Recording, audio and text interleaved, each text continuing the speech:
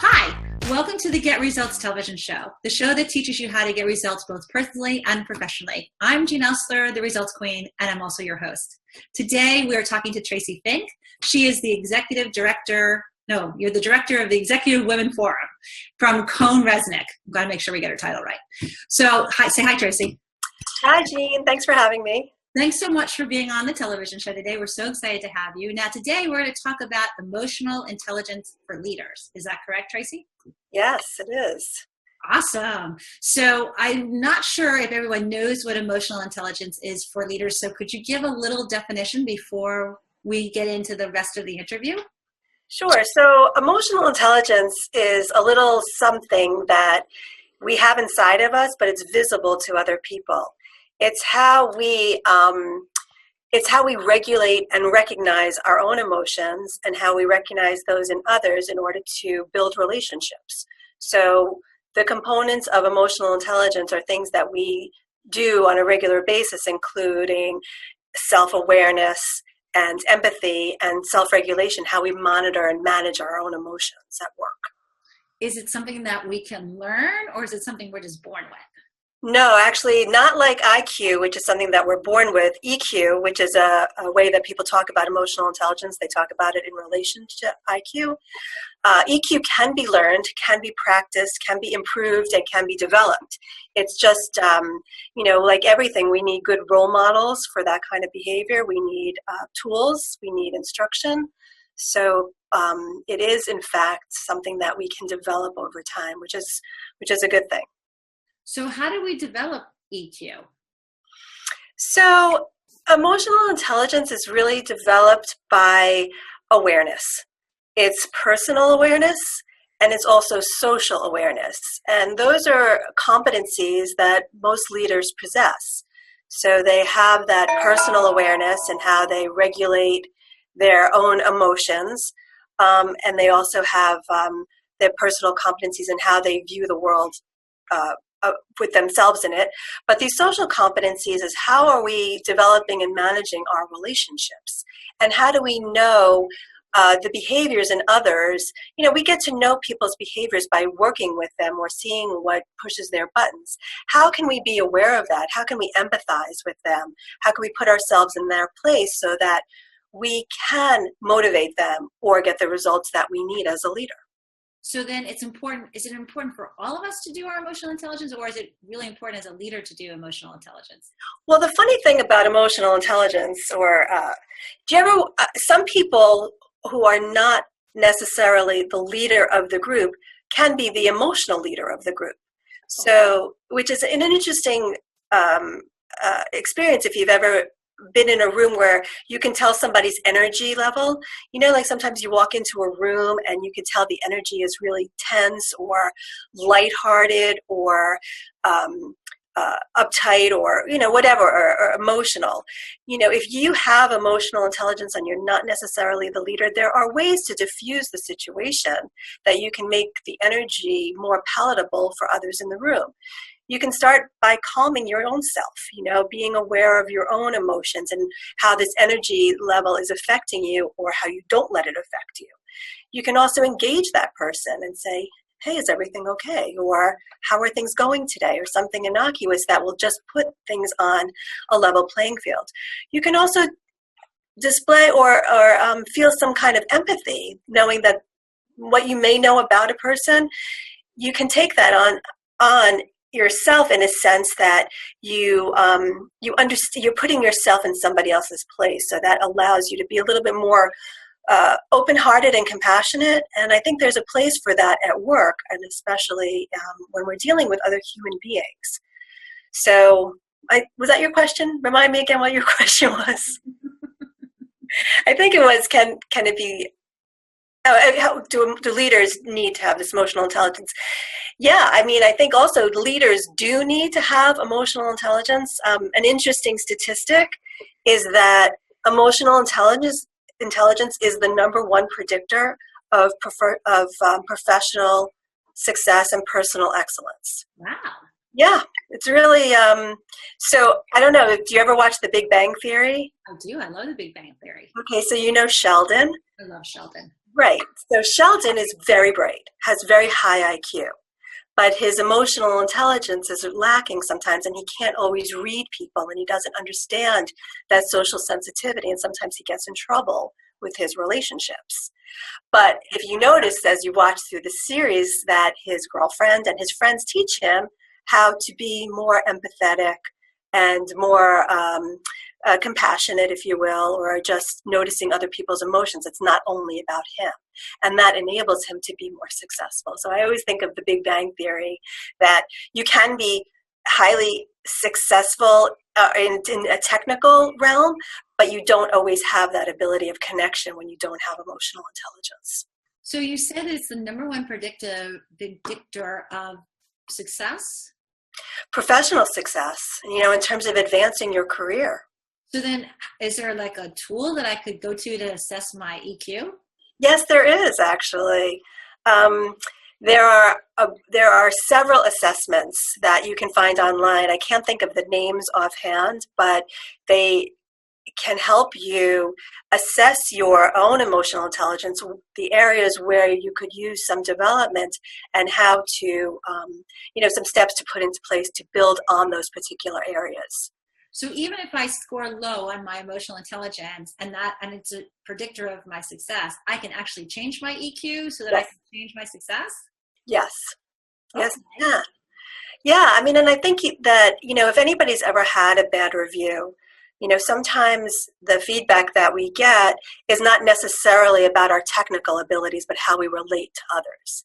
And so if we do get the right feedback and are given tools and training and kindness to help us develop, and role modeling, you can improve. You absolutely can improve.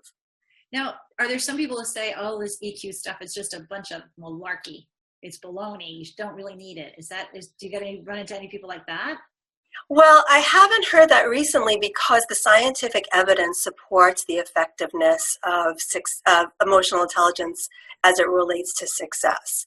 So the studies have shown probably in the last 10 years that the way that we can actually change the way that we think, and therefore our brain, the patterns that our brains use, we can actually change the way our thought patterns by thinking more optimistically, or by being more empathetic, or by having some more self-actualization and self-awareness.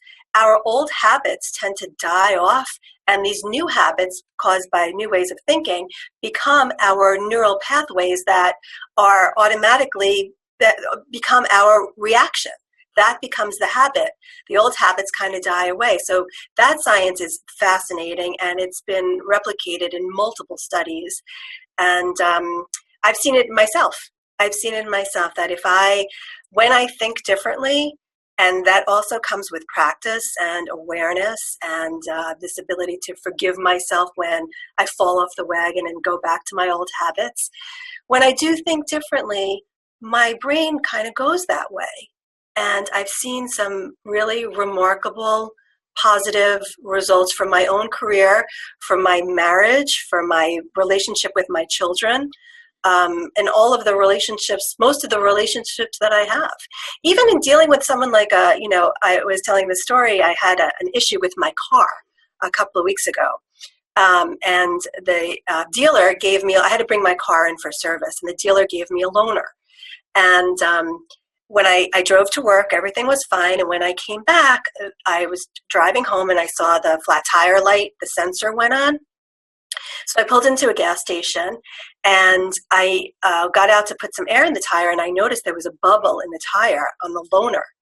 So my immediate reaction was freaking out, like, how dare they give me a loaner? And I called roadside assistance, and I went, this is unacceptable, and blah, blah. And what happened, I swear this is true, if it didn't happen to me, I would have never believed it, but I almost felt myself lift out of my body and observe this conversation that I was having with this customer service representative who was empathetic and did try to do all the right things. But I was listening to myself, and I'm thinking, you know what, this is not how I want to be. And I know better now. I have the tools. I can self-regulate. I can manage the emotions. I can empathize with this representative who has no control over the situation. And I came back into my body and I basically said, you know what? I need a minute. I said, I'm sorry. I said, I'm hungry. I have to go to the bathroom. It's been a lot, I wasn't expecting this. And it was a very positive interaction after that, but I had to get a hold of myself. And that's what learning this has taught me, that you can take the pause and regroup and let people know, hey, I'm regrouping right now.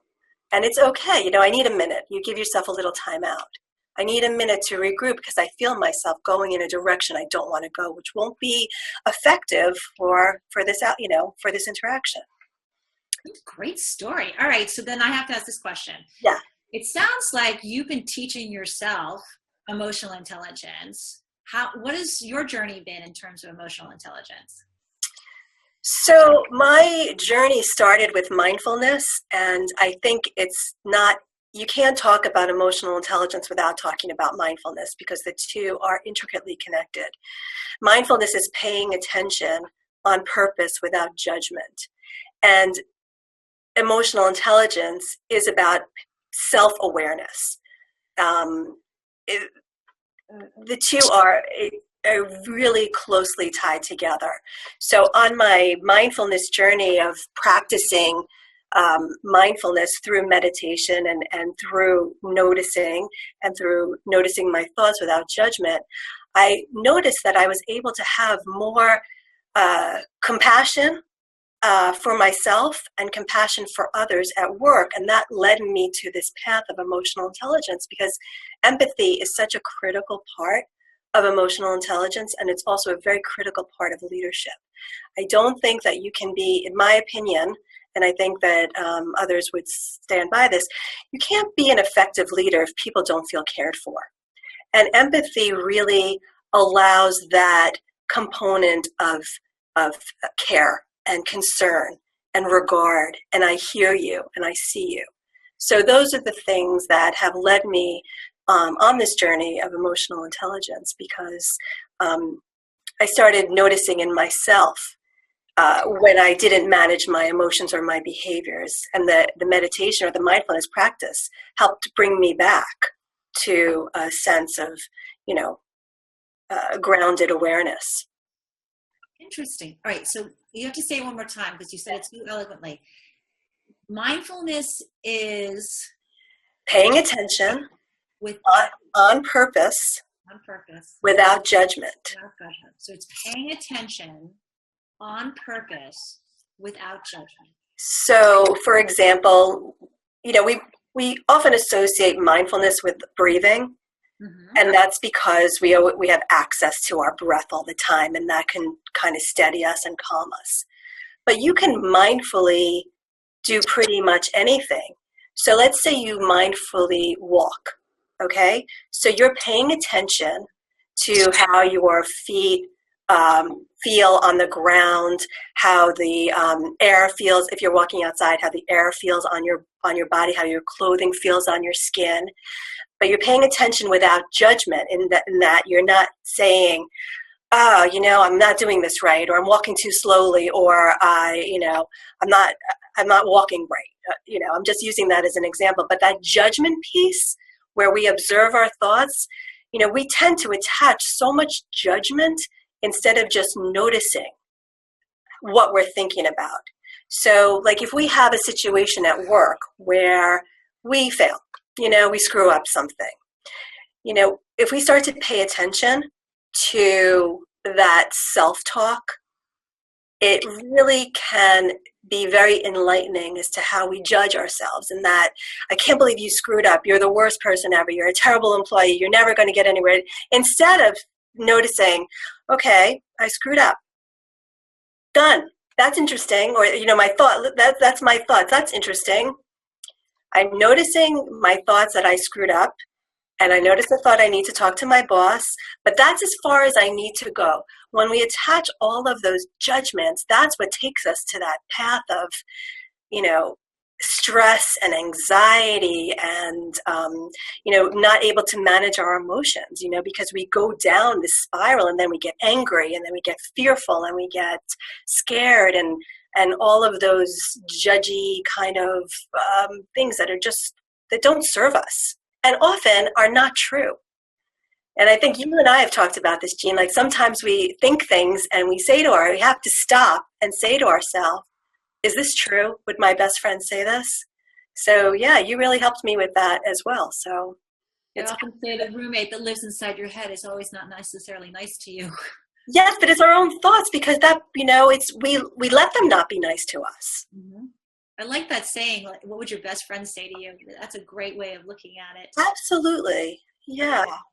So then, do you think that mindfulness comes before self-awareness, or self-awareness becomes before mindfulness, or they both have to come together at the same time? Well, I think a really big component of mindfulness is awareness. Okay. And I think with practicing mindfulness, I became much more self-aware. So maybe I started the awareness with maybe my surroundings, or, with my job, or something that I wanted to pay attention to. But in that time, I really became much more self-aware. And how do others perceive me? What face am I putting out there? And is that the face that I really want to show to the public, or to my work, or to my children? Is that my best, most authentic self? Sometimes it's not. I love that. So, okay. So I'm working, okay, and you're my boss, and I've got good mindfulness, and I've got good emotional intelligence, EQ, and you don't. How do I work with you? And I guess that could be true whether it's your spouse or your children, or, but your coworkers, but let's say you're my boss. How do I manage that? What do I do? Yeah. So, I think it's really, that's an excellent question. And I get this all the time, especially with people who are in like a hierarchical situation where somebody, is above them. I think it's really important to ground yourself first and be aware of your own emotions and what you're feeling and why. And, really going through that process of asking yourself, is this really about me? Sometimes we have this, these interactions with people, and it doesn't necessarily have anything to do with us. It could be your boss is annoyed about something else. But in terms of managing, I know with my own life or relationships, when you can be calm and ask questions that are engaging, or seek to understand. And Jean, that's also something that you taught me also, about asking questions, that we can put this back on somebody else without necessarily being defensive or confrontational. Asking questions to understand is a lot different than accusing someone of being, emotionally unintelligent. But if we can just say, is everything okay? I'm wondering why, why you said that, or whatever the circumstance is. But I think the whole key is really staying grounded in yourself and realizing that often things that, this is also this thing with judgment, that somebody might say something to us and we attach a judgment to that thought instead of dealing with the issue at hand. So it could be that it's not always about us. Do you think men have better emotional intelligence than women, or women have better emotional intelligence than men, or it doesn't matter what gender you are? Well, here's what I know from some of the research, that if there was a study done where they looked at the performance of group effectiveness, and there were 3 differentiators in certain groups that led them to be more effective. One was the empathetic component of the team, so how much empathetic energy people had. The second thing was this conversational turn taking. Did everybody in the group have a chance to speak and to get their thoughts out, be seen and heard? And the third thing was the proportion of women in the group. So this study particularly has shown that the higher the proportion of females in a group, on a team, the more effective the team performed. But I think, women are socialized to be more empathetic. That's just the way, that behavior is rewarded in women. I do think that women have some intuition, and they are aware of their emotions and, the ability to keep them in check, because we are more emotional by social, by science. But I think that what we're seeing in the workplace, that it's not male or female anymore in terms of leadership. It's historically masculine qualities and feminine qualities. So you can be a man that embodies historically feminine qualities, such as empathy, and that will lead you to a path of success. So then, if I'm a leader and I want to increase my EQ, what are some of the things that I should be doing? Well, staying grounded. And I think, I'm a firm believer in meditation because it helps stay grounded and it helps practice keeping you in check, keeping your emotions in check. I think also paying attention to your body language. So when you start to feel your heart racing, right, or your cheeks get hot, or, your temples start pulsing, notice them without judgment first. If you can take that pause instead of saying, I'm freaking out, I'm having a heart attack, or this is getting me right off, I'm going off the deep end. Just notice how those things feel before we attach any kind of judgment to that. But our bodies do definitely play a big role in our ability to manage our emotions. So listen to your body, pay attention to what's going on in your body.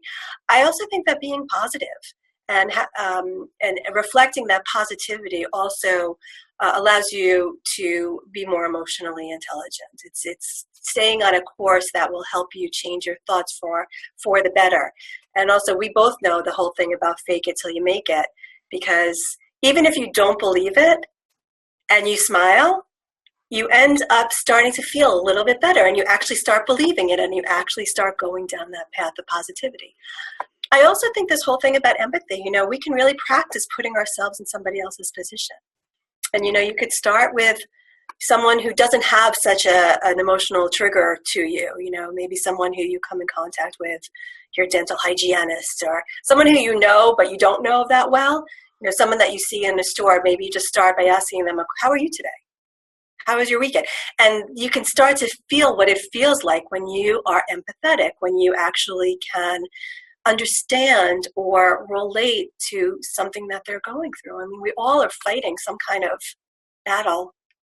So it really does. I think that's how we build our emotional intelligence as a leader, by just following those few simple things. And the thing is, while it doesn't sound hard, we can all do this. It takes practice. Because we fall off the wagon, we have an outburst, or we're not always so empathetic, or we don't always, we're not always self-aware, because we're humans. What we really want to look for is to build that resiliency, so when these things happen, our recovery time is shorter. And forgiving ourselves, like my story with that roadside assistance. I forgave myself. I wasn't happy with that, but I noticed it. I didn't let myself go too far down the path. So I have to ask, when you say grounding, is there certain techniques that we should use for grounding? Yeah, great question. Thank you for asking. I do believe that, just taking a deep breath. And you notice, if you ever watch athletes play, before a big pitch, the pitcher will take a deep breath. If you see, Serena Williams before an important serve, she takes a deep breath. And that is what helps us ground, which means, stay in touch with our own bodies, not being so out of body. I also think a really great exercise is put your feet on the floor. So often we sit with our legs crossed, or we don't always have our feet on the floor. Now I'm putting my feet on the floor. When you notice your feet on the floor and that connection to the earth, you're grounded, you're on the ground. So that really helps. Put your hands on a desk, some kind of contact with something that is sturdier than we are. That's what being grounded means. So if I think, based on this interview, I'm now realizing that my emotional intelligence is not as high as I want it to be, what would be 3 things or more that I could be doing to increase my emotional intelligence? Well, I think emotional intelligent role models are something that everybody could have. People whose behavior you admire, or their leadership style that you admire, you can, reach out to them if it's somebody who you feel close or connected to, and say, hey, I like what you do. can we talk about it? I think that has helped me. There are a lot of books you can read. Daniel Goleman, Goleman, he's the father of emotional intelligence. He writes very understandable, approachable books. His book called Emotional Intelligence, I think, just had its 10th anniversary. So I have it here. I have it. Oh, here it is. Emotional Intelligence. I keep it handy. Daniel Goleman. I don't know if you could see it through the. Perfect. Yeah, but he talks a lot about the difference. He spends a little bit of time on what happens with your brain, and then he spends a lot more time on how we can really manage our emotions and, what some of the triggers are, what to be aware of, and how to build awareness. He does spend some time on mindfulness and breathing. Because, that's what we have available.